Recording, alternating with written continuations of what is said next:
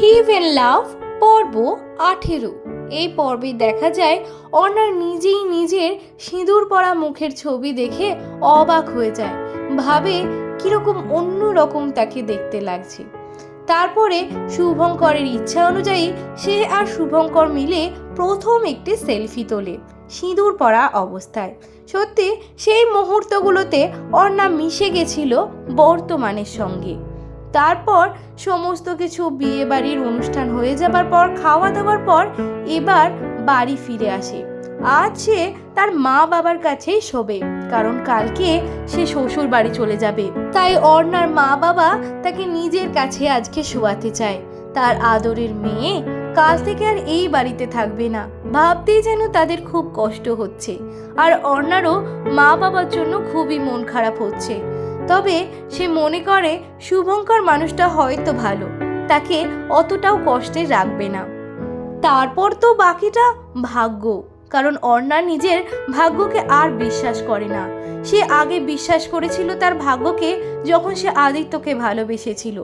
এখন সে বোঝে জীবনে কোনো কিছুই স্থায়ী হতে পারে না, সবই ক্ষণস্থায়ী। যা ভাবি আমরা তা সব সময় সত্যি হয়ই না, সেই জন্যই এইরকম পরিণতি হলো। তাই জন্য সে মনে করে যে হয়তো সব কিছু ভালো হতে পারে, আবার নাও হতে পারে। যাই হোক, এইভাবে মা বাবার সাথে অর্ণা রাত্রিবেলা শুয়ে সেই রাতটা কেটে যায়। পরের দিন সকাল থেকে সকলেরই মন খারাপ। বাড়ির মেয়ে শ্বশুর বাড়ি চলে যাবে, আশীর্বাদ ইত্যাদি হতে থাকে এবং সেই সময় একটা চোখের জলের মুহূর্ত তৈরি হয়, কারণ সবারই কম বেশি চোখে জল আসে। সেই মুহূর্তটা আমরা অনুভব করতে পারি। একটা যেমন আনন্দের মুহূর্ত, তেমনি একটি কষ্টেরও মুহূর্ত।